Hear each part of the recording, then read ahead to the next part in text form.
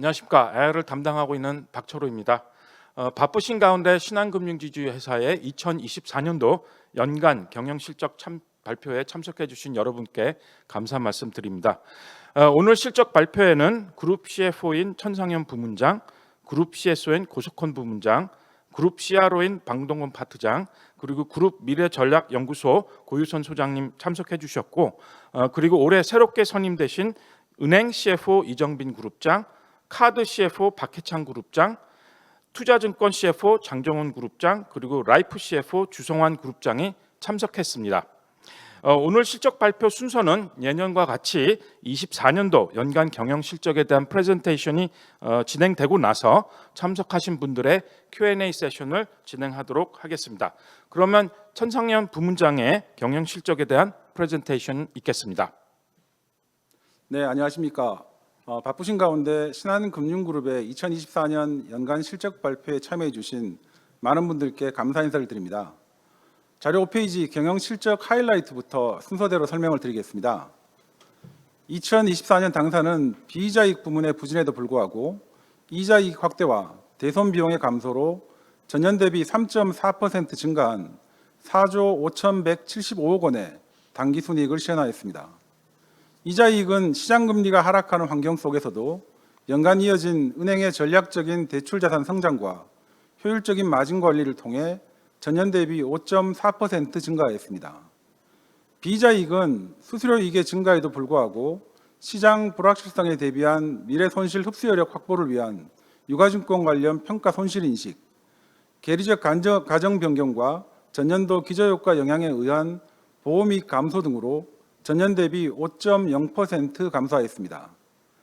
판관비는 희망퇴직 규모 확대 등의 영향으로 전년 대비 3.7% 증가했지만 그룹의 연간 CIR은 잘 관리된 판관비와 함께 경비 차감 전 영업이익의 증가를 통해 전년 수준과 유사한 41.7%를 기록하였습니다.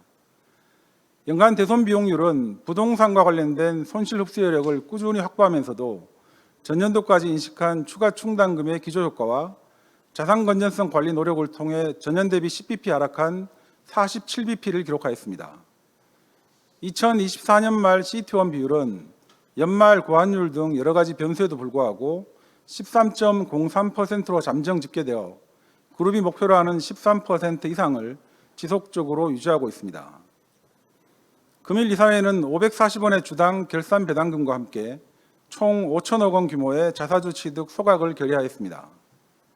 따라서 연중 공백기 없는 자사주 정책을 이행하고자 전년 10월에 발표했던 총 4천억 원의 자사주 중 2025년 1월에 취득 완료한 1,500억 원을 포함하면 2025년 2월까지 확정된 자사주 소각 규모는 총 6,500억 원입니다. 앞으로도 당사는 튼튼한 재무 안정성을 기반으로 자본 관련 규제 변화에 유연하게 대응함과 동시에 효율적인 자본 비율 관리와 적극적인 주주환원을 통해 약속드린 기업가치 제고 계획을 충실히 이행할 수 있도록 노력하겠습니다. 다음 6페이지에는 그룹의 주요 이익 지표가 게재되어 있으니 참고 부탁드립니다. 다음 7페이지부터는 그룹의 세부 실적에 대해 설명드리겠습니다. 그룹의 이자이익은 시장금리 하락에 따른 전반적인 수익성 악화에도 불구하고 은행 원화대출을 중심으로 한 금리부 자산 성장 효과가 연중 지속되며 전년 대비 5.4% 성장하였습니다. 은행의 원화대출은 연간 10.3% 성장하며 이자이익 성장세를 견인하였습니다. 다만 4분기 중에는 가계대출이 규제 환경과 계절적 요인으로 인해 0.9% 역성장하였고 기업대출의 경우에도 우량기업을 중심으로 0.9% 성장에 그쳤습니다. 25년은 그룹 기업가치 제고계획과 얼라인하여 실수요 중심의 질적 성장을 통해 자본 효율성과 자산 건전성을 최우선적으로 관리할 계획입니다. 연간 계획된 그룹의 RWA 한도를 감안하여 그룹 ROC 제고 관점에서 포트폴리오를 관리하고 특히 은행은 조달 중심의 성장 방식을 통해 금리 하락기 효율적인 성장과 함께 수익성을 최대한 방어할 수 있도록 하겠습니다. 4분기 중 은행 NIM은 시장금리 하락 영향에도 불구하고 전 분기 대비 4bp 하락한 1.52% 수준을 기록하였습니다. 은행의 대출채권 수익률은 시장금리 하락을 반영하며 14bp 떨어졌지만 이자 비용률의 경우 정기예금 리프라이싱과 함께 부채 포트폴리오 효율화 등을 통해 전 분기 대비 10bp 개선되었습니다. 앞으로도 유연한 금리 정책과 조달 환경에 기반한 전략적인 ALM 운용을 통해 NIM 하락에 적극적으로 대응해 나가겠습니다. 다음 8페이지입니다. 그룹 비이자 이익은 수수료 이익의 견조한 성장을 통해 자본시장 변동성 확대에 대응하며 전년 대비 5.0% 감소하는 수준에서 방어하였습니다. 수수료 이익은 마케팅 비용 증가 등으로 신용카드 관련 이익이 감소하였으나 연중 IBDR 수임이 계속되고 WM 영업력을 바탕으로 한 금융상품 판매 활성화로 전년 대비 2.6% 성장하였습니다. 다만 유가증권 파생 관련 이익은 자본시장 변동성 확대, 연중 미래손실 흡수여력 확보 차원에서 인식해온 유가증권 손상과 3분기에 있었던 신한투자증권의 일회성 손실 요인 등으로 전년 대비 7.3% 감소하였습니다. 판관비는 ERP 규모 확대 등에도 전년 대비 3.7% 증가하는 수준에서 잘 관리되고 있는 가운데 그룹 CIR은 경비 차감 전 영업이익이 2.9% 증가하며 전년과 유사한 수준인 41.7%를 기록하였습니다. 그룹의 연간 대손 비용률은 부동산 금융 등과 관련된 적극적인 손실 인식에도 불구하고 기존의 선제적인 추가 충당금 적립 효과와 자산 건전성 개선 노력을 통해 전년 대비 10bp 개선된 47bp를 기록하였습니다. 다음 9페이지입니다. 그룹 자산 건전성 지표는 적극적인 상매각을 통해 비교적 안정적으로 관리되고 있으며 계속해서 면밀히 모니터링하고 있습니다. 은행의 연체율은 1분기 이후부터 개선되며 횡보하고 있습니다만 카드 연체율은 연중 하락세를 유지하다 다시 전년도 말과 유사한 수준으로 상승하였습니다. 그룹의 연체 선행 지표로 볼 수 있는 카드 2개월 연체 전이율 역시 1분기 이후 지속적으로 개선되는 모습에서 최근 다시 상승세를 보이고 있습니다. 2024년 4분기 중 기준금리가 2번 인하되었지만 여전히 고금리가 지속되고 체감 경기 회복이 더딘 만큼 앞으로도 경계심을 가지고 자산 건전성에 대해서는 보수적인 관리 기조를 유지하겠습니다. 그룹사별 당기순이익과 부동산 PF 현황은 자료를 참고하시기 바랍니다. 다음 페이지입니다. 24년 말 보통주 자본 비율은 전 분기 대비 14bp 하락한 13.03%로 잠정 집계되었습니다. 이는 환율 상승으로 인한 외화 관련 자산 증가 영향 등으로 그룹 위험 가중 자산이 5.8조 원 증가했음에 기인합니다. 2025년에도 RWA를 적절한 수준에서 관리함과 동시에 안정적인 재무 성과를 기반으로 CET1 비율을 13% 이상 지속 유지할 수 있도록 노력하겠습니다. 주주 환원과 관련해서는 2025년 전망을 통해 다시 한번 상세히 설명드리도록 하겠습니다. 다음 11페이지는 글로벌 사업 현황입니다. 24년 그룹 글로벌 손익은 7,589억 원으로 전년 대비 38.1% 증가하였고 이를 통해 그룹 글로벌 손익 비중은 역대 최고인 16.8%를 달성하였습니다. 이는 환율 효과 외에도 베트남, 일본을 중심으로 오랜 기간 축적된 현지화 영업과 내부 관리 노력이 지속 가능한 성과로 이어진 결과라고 판단하고 있습니다. 앞으로도 그룹은 선택과 집중, 효율적인 성장을 통해 신성장 동력인 글로벌 사업에서 꾸준한 결실을 만들어 나갈 계획입니다. 12페이지부터 13페이지까지는 당사의 디지털 및 지속 가능 경영 활동에 대한 내용이 첨부되어 있으니 참고 부탁드리겠습니다. 다음 14페이지부터는 2025년도 아웃룩에 대해서 말씀드리도록 하겠습니다. 먼저 당사 미래전략연구소의 고유선 소장님께서 경영 환경 전망에 대해 말씀을 드리겠습니다. 네, 안녕하십니까. 2025년 경제 및 경영 환경에 대해서 말씀을 드리고자 합니다. 먼저 GDP 성장률입니다. 당초 저희는 한 1.8% 정도는 2025년에 성장 가능할 것으로 예상을 했지만 트럼프 정부 출범과 더불어서 교육 여건이 악화되고 있습니다. 잘 아시다시피 또 국내 정치적인 불확실성들이 내수 경기를 좀 빠르게 냉각시키고 있는 상황입니다. 이 두 요인들은 성장률 하향 조정 요인으로 작용을 할 것으로 보여서 저희는 1% 중반 성장률을 예상을 하고 있습니다. 이 같은 성장률 전망하에서 대출이라든가 자산 성장의 환경들은 다소 부정적으로 판단이 되고 있고요. 무엇보다도 자산 건전성 측면에서도 좀 더 유의를 해야 되는 시기가 지속이 될 것으로 판단을 하고 있습니다. 두 번째는 금리입니다. 당초 저희는 기준금리가 2025년에는 환율과 그리고 가계부채 이슈들로 인해서 두 차례 정도의 점진적인 인하를 예상을 했습니다. 하지만 앞서 말씀드렸던 내수 경기 부진 요인을 감안했을 경우에 한 차례 정도는 더 추가 인하 가능성들이 있다라고 보고 있습니다. 다만 추경의 시기, 강도, 횟수 이러한 부분들이 통화 정책의 어떤 변동성들을 키울 수 있는 부분이 있기 때문에 이러한 부분들을 좀 고려해서 이후 통화 정책들을 지켜봐야 된다라고 생각을 하고 있습니다. 이러한 관점에서 보면은 순이자 마진의 축소는 좀 불가피해 보이는 환경이지만은요.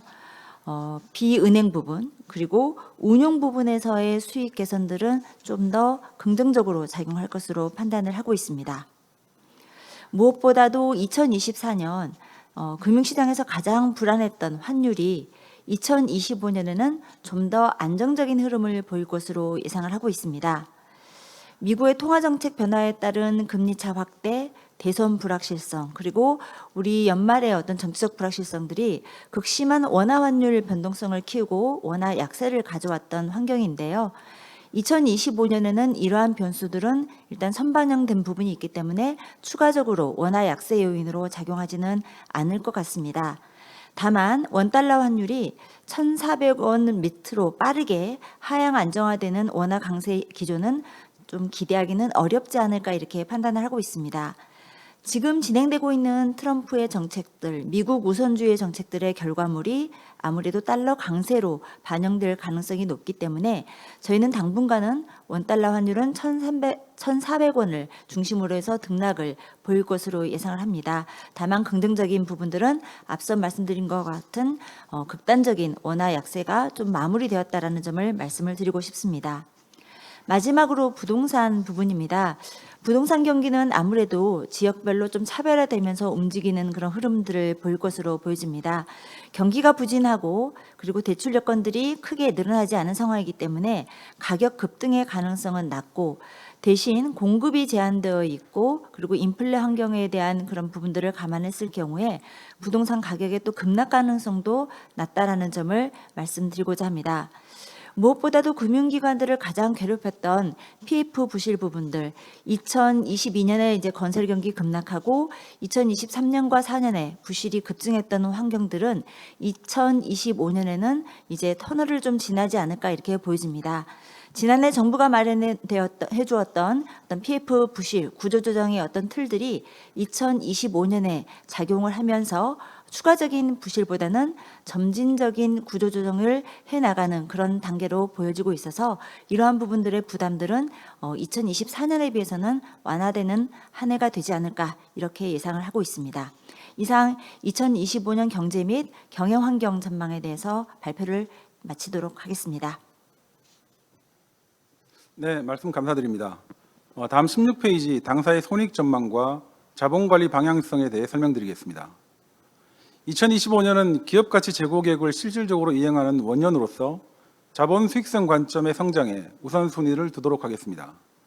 이를 위해 RWA 버짓 관련 자회사의 평가 및 페널티를 강화하는 등 제도 변화를 통해 근본적인 변화를 이끌어내고자 합니다. 이를 통해 금년도 RWA 성장 경로는 오른쪽 그래프에서 보시듯이 기존과는 다른 모습으로 전개될 예정입니다. 여러 가지 변수가 있습니다만 기준금리가 3회 정도 인하될 것으로 가정하고 은행 NIM의 추세적인 하락과 그에 따른 이자익 약세에 전략적으로 대응하겠습니다. 비자익은 전년도 손실 흡수 여력 확보에 이어 금년에는 큰 폭의 개선을 기대하고 있습니다. 금리 하락기 유가증권 손익 증가와 함께 새롭게 재구성된 WM을 중심으로 한 리테일 수수료 이익 증가와 IB 부문의 도매성 수수료 이익 증가가 본격화될 예정입니다. 또한 효율적인 판관비 관리를 통해 그룹 전반의 비용 효율화 활동을 지속적으로 강화하여 40%대 초반 수준의 그룹 영업이익 경비율을 지속적으로 유지해 나가겠습니다. 마지막으로 현재와 같이 보수적인 리스크 관리 기조를 유지하여 그룹 대손 비용률은 전년 수준보다 낮은 30bp 중반대를 목표로 관리하고자 합니다. 자본 수익성 및 RWA를 감안한 성장 정책, WM 및 IB 부문 중심의 비이자익 개선 등 견조한 펀더멘탈 개선을 바탕으로 그룹 CET1 비율은 지금까지와 같이 13% 이상을 안정적으로 유지하겠습니다. 다음 17페이지 그룹의 주주환원 정책을 말씀드리겠습니다.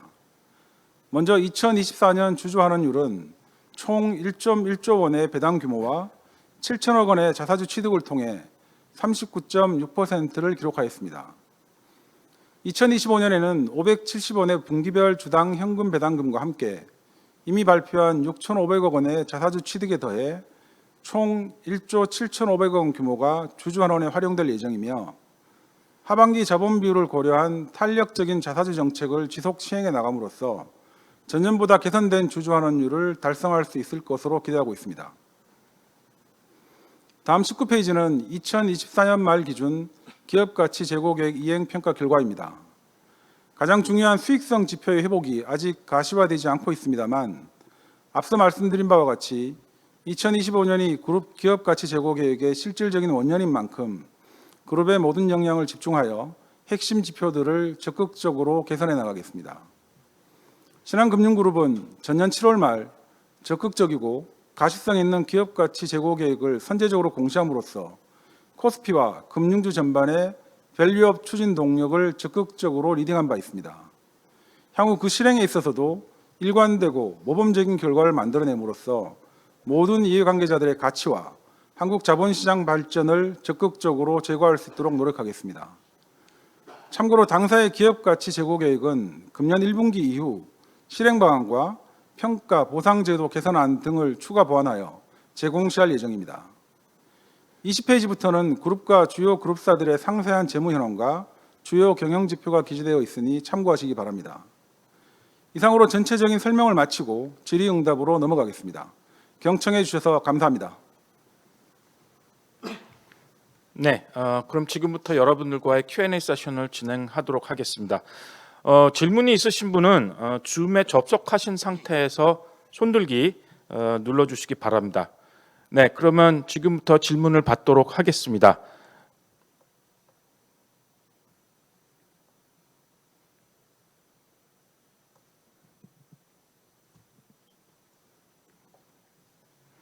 네, 그러면 지금 질문이 먼저 들어오신 쪽에 SK증권의 서룡진 위원입니다. 서룡진 위원님 질문 부탁드리겠습니다.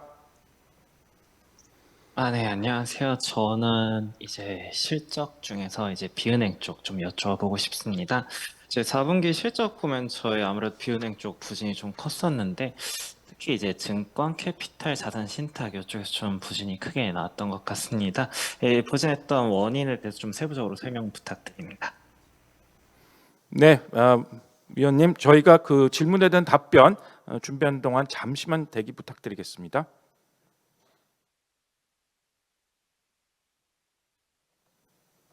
네, 그룹 CFO 천상영입니다. 비은행 자회사들의 실적 부진에 대한 원인을 조금 말씀 부탁하셨는데요. 저희 내부적으로도 이번에 작년 한 해 돌아보면서 비은행 부분의 실적을 조금 부진했던 부분이 조금 아쉬운 부분이라고 생각을 하고 있습니다. 특히 그 개별 그룹사들 중에서 자산 신탁의 경우는 작년 분기별로도 쭉 말씀드렸지만 책준 신탁의 어떤 계정대 투입이 계속 지속되면서 그 부분에 대한 어떤 손실 반영 이런 부분들이 연중으로 지속되었습니다. 그래서 작년 4분기까지의 저희가 할 수 있는 전수조사를 통해서 전체적인 어떤 충당금 부담을 가장 보수적인 입장에서 반영했고 그 부분이 반영된 결과로 자회사의 결산이 나왔다고 보고요. 명목 손익이 지금 한 3천억 정도 마이너스가 나 있는데 저희가 자료에도 써드렸지만 실제로 그 내용 중에서 소송 관련 어떤 충당금 저희가 이제 연결 기준에서 돌아오는 그런 부분과 그 다음에 그 세효과 연결 세효과를 감안하면 실제로 자산 신탁의 작년 연간 마이너스 규모는 1,840억 정도라고 말씀드릴 수 있을 것 같고요.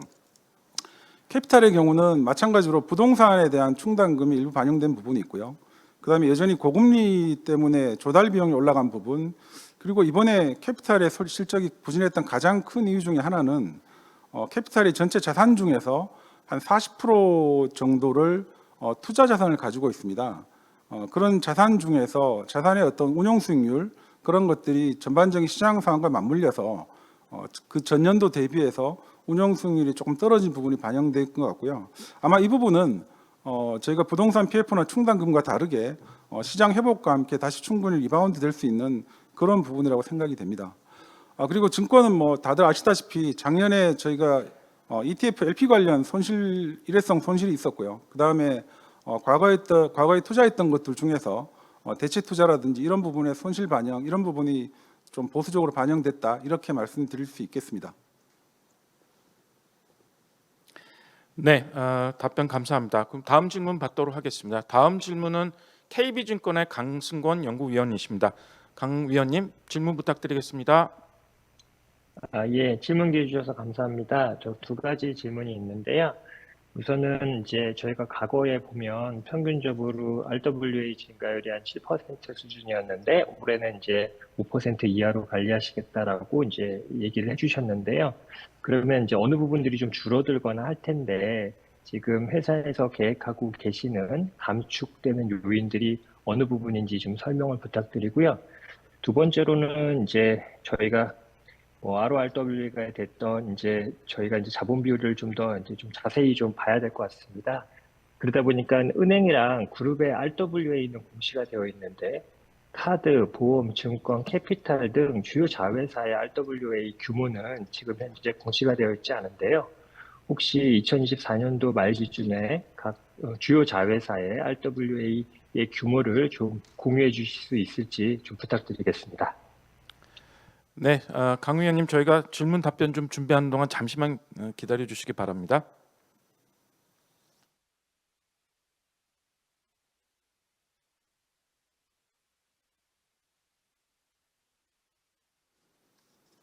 네, 그룹 CFO 천상영입니다.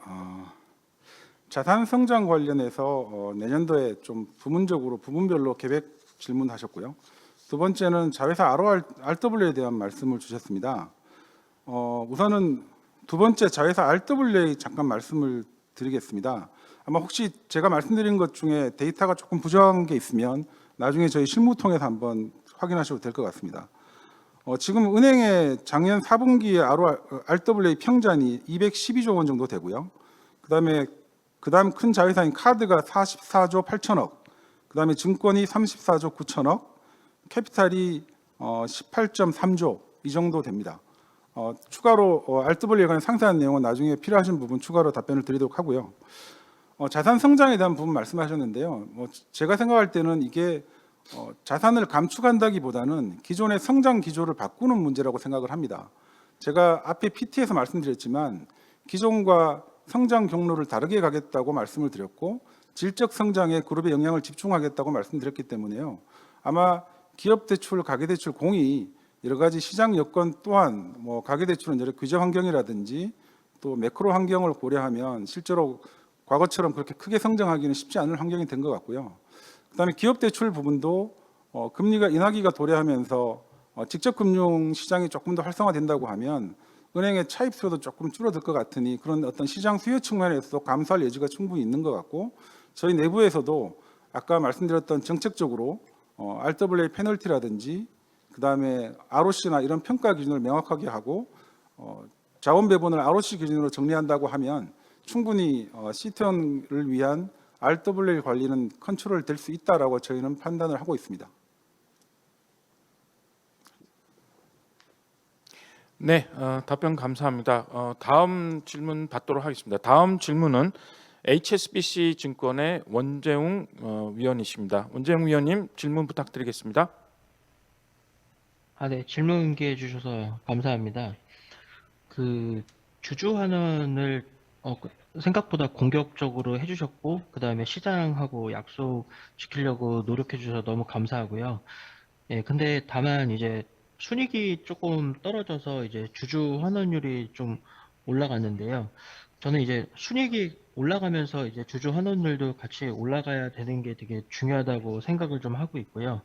근데 아까 그 설명해 주실 때 배송 비용이 0.3% 중반까지 떨어질 거라고 이렇게 말씀하셨는데 지금 0.47이거든요.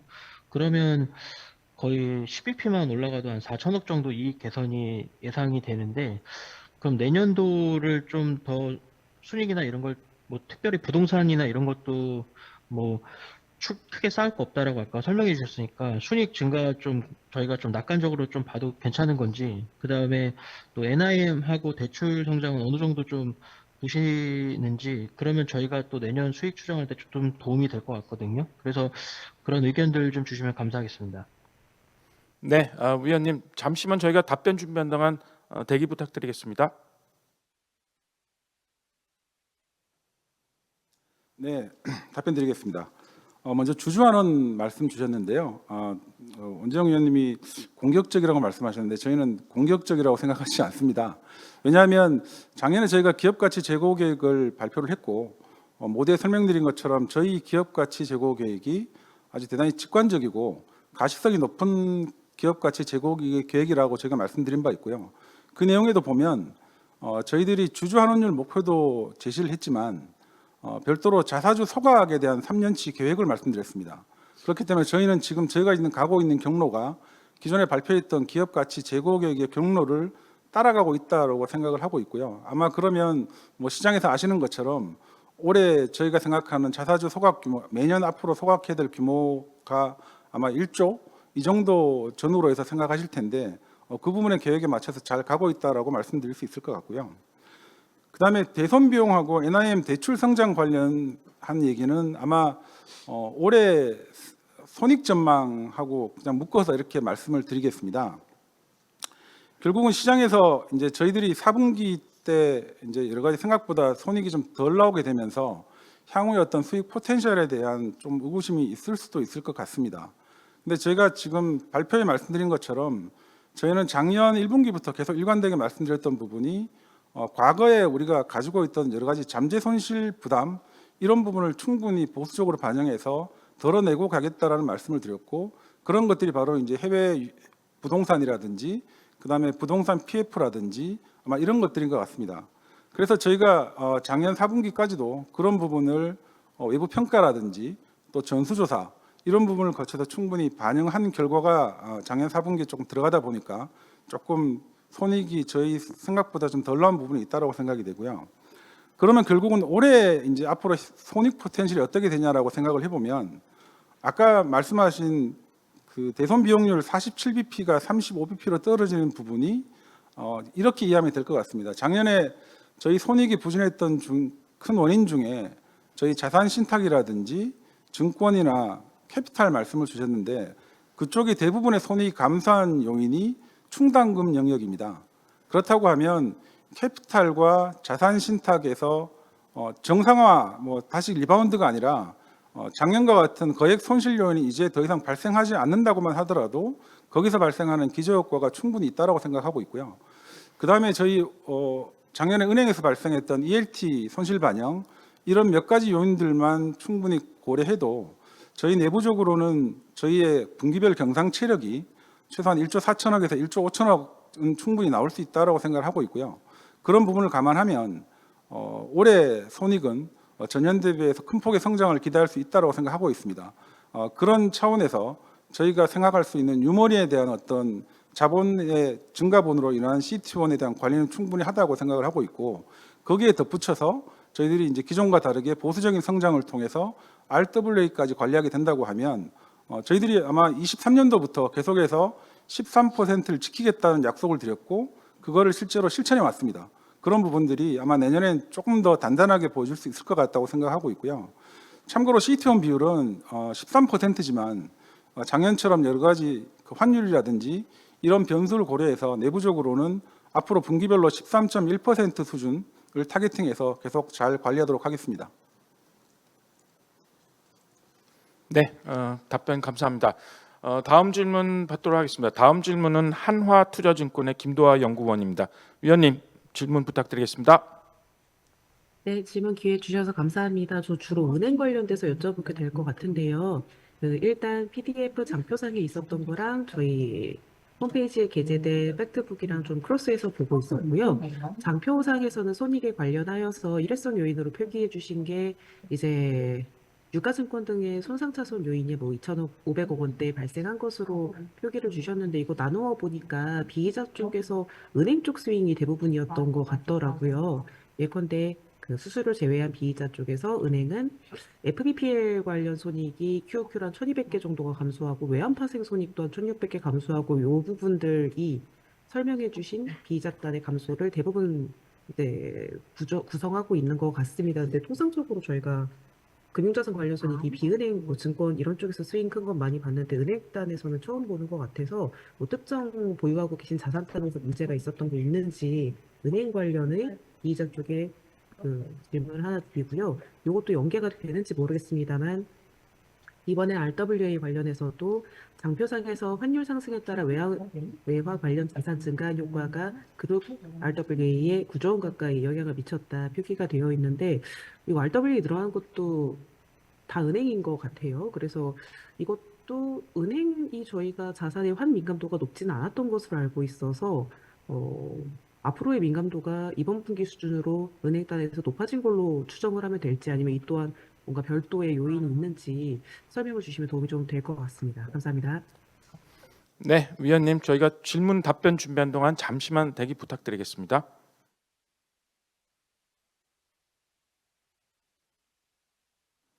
네, 은행의 유가증권 관련 일회성 손실 요인에 대한 질문을 주셨는데요. 이 부분은 일단 은행 CFO께서 먼저 답변을 하시고요. 나머지 은행 RWA 관련은 저희 뭐 CRO 그다음에 제가 조금 더 보완해서 말씀드리도록 하겠습니다. 네, 좋은 질문 감사드립니다. 은행 CFO 이정빈입니다. 먼저 이제 3분기 대비 4분기에 은행 쪽에 있는 유가증권하고 파생 쪽 이쪽에서 이제 손실 부분을 지적을 말씀을 해주셨는데 전체적으로 저희가 3분기의 비이자 대비해서 은행의 4분기 비이자 이익이 전분기 대비로 큰 폭으로 감소한 거 맞습니다. 먼저 이제 환율 부분에서는 이제 그 환율 관련해서 저희가 예전에 그 발행했던 환율 평가 관련해서 CVA 충당금 규모가 다소 환율이 상승함에 따라서 늘어난 규모가 한 1,000억 이상 정도 있고요. 그다음에 예전에 이제 저희가 거래했던 뭐 키코 관련 업체 일부 계약 남아 있는 것들이 추가적으로 환율 상승에 따른 영향도가 또 추가로 반영된 부분이 있습니다. 그래서 전체적으로 환율 상승에 따라서 파생 쪽에서 이익 규모가 3분기 대비 4분기에는 다소 한 1,000몇백억 정도 늘어난 부분이 있고요. 이제 유가증권 손상 부분을 말씀하셨는데 저희가 이제 기본적으로 신탁의 원범보전 신탁 쪽에서 유가증권 그 비이자익으로 이익을 갖거나 손실을 하는 부분이 있는데 유가증권의 그 단시 저희가 보유하고 있는 투자자산의 유가증권 부분이 아니라 저희가 이 원범보전 신탁에 대한 회계 처리 과정에서 3분기 대비 4분기에 손상차손으로 추가로 인식한 금액이 뭐 한 800억, 900억 정도 전분기 대비해서 손상이 들어가는 게 전분기에 플러스 났던 부분이 이제 상대적으로 감소한 부분이 좀 있는 부분이 유가증권에 반영이 돼 있습니다. 큰 틀에서 어떤 경상적인 유가증권의 어떤 손실 부분이 증가한 게보다는 그런 부분이 요인이 있었고요. 또 하나 이제 그 유가증권 쪽에서 전분기 대비 감소한 부분은 아무래도 이제 시장 그 지표가 4분기에 좀 안 좋았던 부분이 유가증권 FBPL 쪽에서도 전분기 대비 감소하는 모습으로 나타나고 있습니다. 다만 이제 연간으로 누적적으로 봤을 때는 유가증권이나 배당 쪽에서 전체적으로 이익 규모는 전년 대비해서 좀 늘어났고요. 연간으로 볼 때는 이제 환율 효과 등으로 인해서 파생 쪽은 좀 감소한 부분이 나타나고 있습니다. 말씀하신 것처럼 은행의 어떤 비이자익의 변동성이 저희가 다른 데보다 크지 않는 모습인데 4분기에는 좀 환율 영향 등으로 인해서 변동성이 좀 다소 크게 나타났다라고 말씀을 드릴 수 있겠습니다. 추가적으로 RWA도 말씀을 주셨는데요. 기본적으로 저희가 이제 외화 자산이 다른 은행에 비해서 볼 때 그렇게 적지도 않고 많지도 않은 부분이긴 합니다만 전체적으로 글로벌 비즈니스가 확장이 되면서 외화 자산 규모가 점점 좀 늘어나는 부분이 있고, 그래서 4분기 환율 급등에 따라서 상대적으로 RWA 부분이 좀 증가한 부분이 나타나고 있습니다. 다만 이제 저희가 환율 부분이 상승하면서 RW가 늘어난다 하더라도 해외 사업 환산 이익이라든가 자본 투자한 부분에서 플러스 효과가 있기 때문에 실질적으로는 어느 정도 상쇄 효과가 있다라고 말씀을 드릴 수 있겠습니다. 네, RWA 지금 은행 CFO 말씀에 조금에서 보완해서 설명드리겠습니다. 아마 파생 관련 손실에 대해서 말씀드렸는데 아마 은행 CFO께서 말씀하신 것처럼 기본적으로 저희 그룹은 외화 자산 부채에 대해서 기본적으로 해치 포지션을 구성하고 있기 때문에 환율 변동으로 인한 어떤 평가 손익이 크게 변동하는 구조는 아닙니다. 근데 이제 지금 말씀하신 것처럼 아마 4분기에는 일회성으로 반영한 부분이 있어서 그렇다라는 부분 말씀드리고요. 그다음에 RWA 외화 관련 RWA는 아까 이제 저희가 기존에 계속 말씀드렸던 부분이 환율에 대한 영향도가 어느 정도냐라고 말씀드렸는데 기존에 저희가 이제 실적 발표 때나 계속 말씀드렸던 부분이 100원당 6bp 정도를 말씀드렸습니다.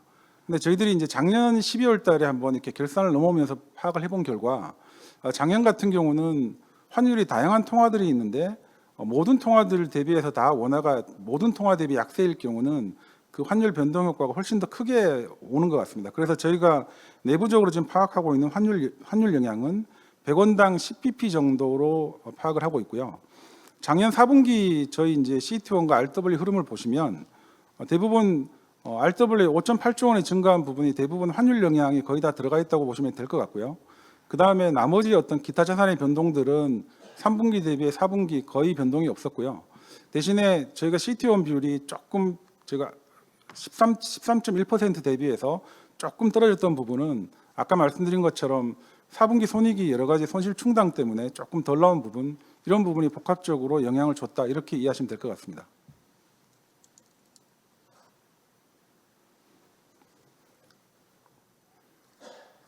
네, 답변 감사합니다. 현재 지금 질문은 좀 대기 중에 있습니다. 혹시 질문 있으시면 안내드린 대로 줌의 손들기 기능 눌러주시면 고맙겠습니다. 네, 김도하 연구위원님 질문 부탁드리겠습니다.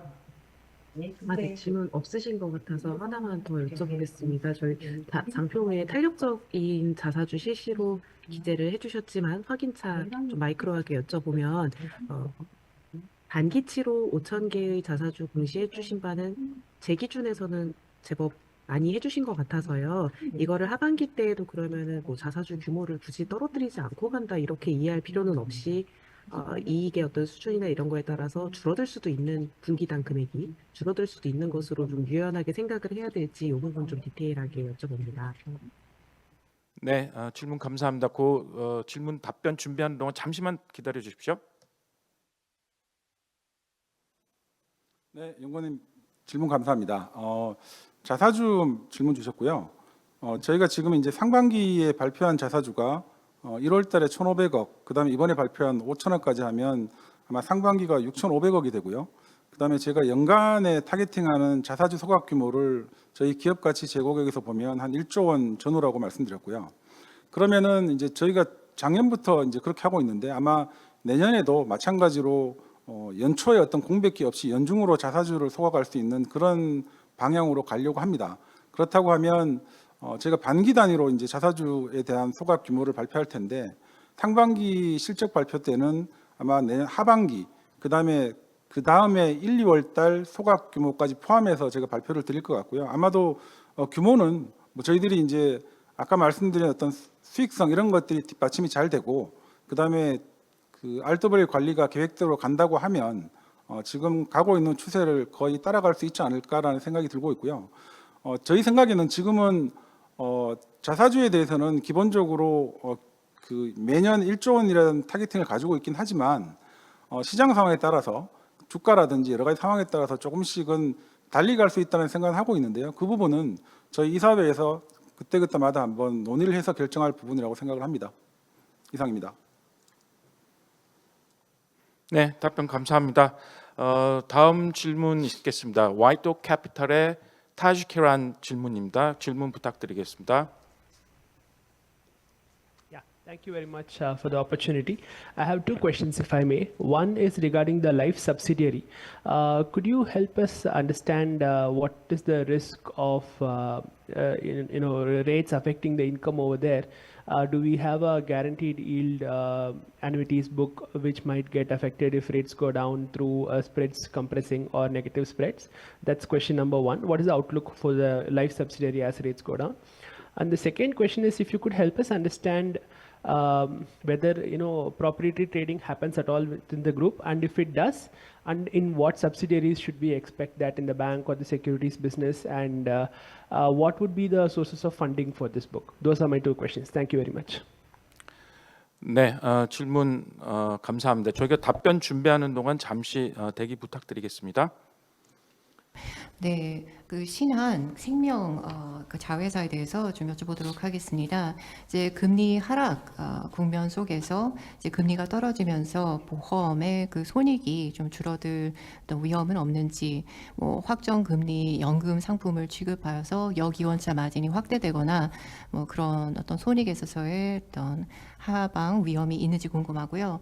그다음에 부동산 거래에 대해서 그룹의 전 계열사들이 이러한 거래들을 하고 있는지, 아니면 주로 은행, 증권, 뭐 특정 자회사 위주인지 궁금하고, 관련 거래가 있을 시 그 가용 재원은 어디에서 뭐 어떤 재원을 쓰시는지 궁금합니다.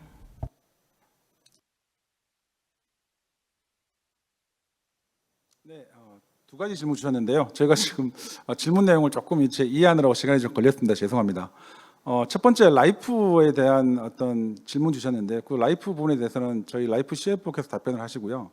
그다음에 두 번째 이제 트레이딩 부분에 그룹사 전반적인 손익에 대한 질문을 또 주셨는데요. 두 번째 거는 제가 조금 아는 범위 내에서 조금 말씀드리고, 그다음에 추가로 필요한 부분은 나중에 보완해서 답변을 따로 드리도록 하겠습니다. 먼저 라이프 CFO께서 답변을 주시겠습니다. 네, 라이프 CFO 주성환입니다. 질문 감사드립니다. 아까 질문하신 것처럼 저희가 확정 금리형 연금은 그렇게 많이 가지고 있지 않습니다. 그래서 실질적으로 금리 하락에 따른 손익 하락 영향은 거의 없을 것으로 예상이 되고요. 일시적으로 금리가 하락한다면 저희는 대부분 채권에 투자하고 있기 때문에 투자 이익은 거의 견조하지만 오히려 그 부채 이자는 오히려 감소하게 됩니다. 그래서 일반적으로는 그 금리가 하락하게 되면 일시적으로는 오히려 손익이 약간 상승하는 경향이 있습니다. 그리고 나머지는 손익 전망 말씀하셨는데요. 라이프는 올해 뭐 일시적인 제도 개혁으로 인해 가지고 손익이 보험 손익이 약간 하락하긴 했으나 내년에는 그 부분이 없어지기 때문에 25년은 24년보다는 손익이 올라갈 것으로 전망하고 있습니다. 네, 이어서 트레이딩 부분 말씀을 좀 드리겠습니다. 저희가 지금 그룹 전체적으로 보면 PL 채권이 37.3조 원을 그룹이 보유하고 있고요. 그 중에서 FVPL 같은 경우는 신한은행과 증권이 반반씩 정도 보유를 하고 있습니다.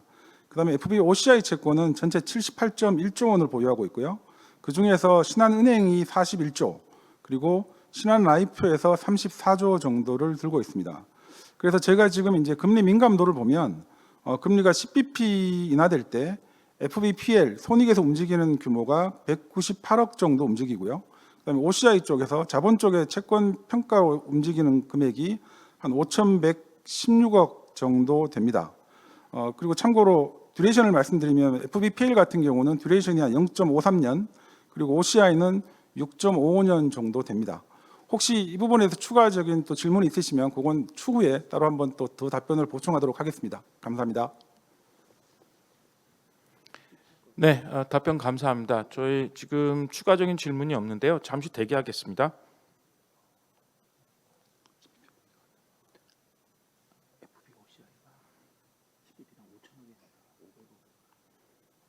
이거 받은 게 5천억인데 맞아? 500억이 맞아? 네, 현재 이제 질문을 다 받은 것 같습니다. 시간도 어느 정도 경과됐고 해서 잠시만요. 예, 시티증권의 임미선 연구원님 질문 있으시네요. 네, 임미선 연구원님 질문 부탁드리겠습니다.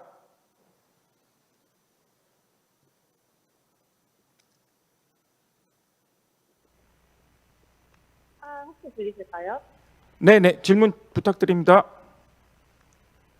네, 질문 기회 주셔서 감사합니다. 간단히 하나 여쭤보고 싶은 게 있어서요.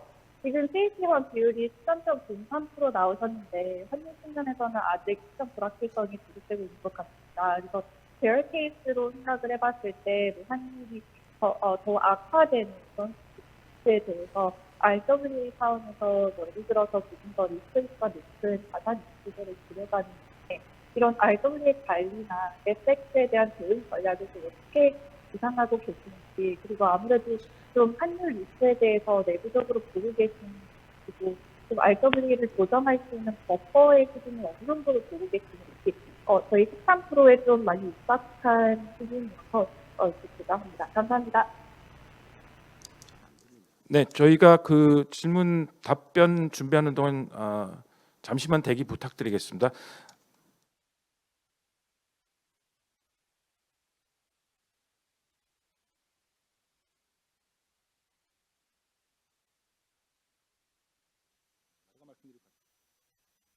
네, 그 CET1 비율, 제가 질문을 좀 정확히 듣지 못했는데요. 아마 CET1 비율이 지금 조금 타이트하니까 그 RWA를 관리하는 데 있어서 여러 가지 좀 다른 어떤 방안들 이런 것들이 조금 더 구체적으로 좀 마련돼 있는지 이런 질문을 하신 것 같습니다. 저희 CET1 같은 경우는 저희가 지금 이제 내년도 분기별로 추정을 좀 하고 있는데요. 제가 수익이라든지 뭐 RWA 관리 계획을 하면 아마도 내년 분기별로도 저희가 생각하는 타겟인 한 13.1% 정도는 갈 수 있을 거라고 생각을 하는데요. 만약에 저희들이 이제 뭐 그 RWA 말고도 분기 단위로 해서 자본 쪽에서 우리가 조금 더 플러스 요인으로 가져갈 것들에 대해서는 뭐 몇 가지를 마련해 놓고 있습니다. 특히 이제 저희가 1분기 같은 경우 보면 바젤 3 때문에 수익 그 지분증권의 일시 상승하는 효과가 있기 때문에 그런 부분들을 고려해서 1분기에 어떤 자본의 어떤 플러스 효과가 될 만한 것들을 계획 중에 있고요. 그다음에 만약에 이제 저희가 봤을 때 뭐 그 RWA나 이런 것들이 조금 더 타이트하다고 하면 지금 IB 쪽에 있는 셀다운이라든지 뭐 이런 매각이라든지 이런 부분도 컨틴전시를 해서 늘 마련해 놓고 그거를 시행할 수 있도록 그런 생각은 가지고 있습니다. 추가로 CRO께서 조금 더 보완해서 말씀을 드리겠습니다. 네, CRO 박문거입니다. 그 CFO께서 말씀 주신 거에 좀 추가적으로 말씀드리면 저희가 그 RWA 관리를 위해서는 우선 자본 비율 최적화라는 관점에서는 뭐 기본적이겠지만 우량자산 위주의 성장을 지금 할 거고요. 이미 지난 4분기에 저희가 한번 경험을 했습니다. 그래서 그 포트폴리오를 변경하면서 각 자산의 리스크 웨이트이 좀 떨어진 상황을 좀 경험을 했고요. 그래서 그거를 계속 추진함과 동시에 부실 PF에 대해서는 좀 신속하게 정리를 할 예정입니다. 그다음에 RWA 맞이 이전 내지는 감축의 방안으로서 좀 전에 우리 CFO께서 말씀하신 셀다운, 그다음에 또 자산 유동화, 또 저희가 좀 그 계속 고려 중인 게 지금 리스크 파티시페이션이라고 해갖고 신용 이전 거래가 있습니다. 이 부분에 대해서 좀 심각하게 고민해서 RWA 이전 내지는 감축에 대해서 여러 가지 툴을 지금 준비하고 있고요. 이렇게 관리하면 저희가 아까 말씀드린 것처럼 전년도에 경험했던 부분들 이외에 추가적으로 RWA 감축이 가능하다 이렇게 생각하고 있습니다. 네, 그 충분한 답변이 되었을 것 같습니다.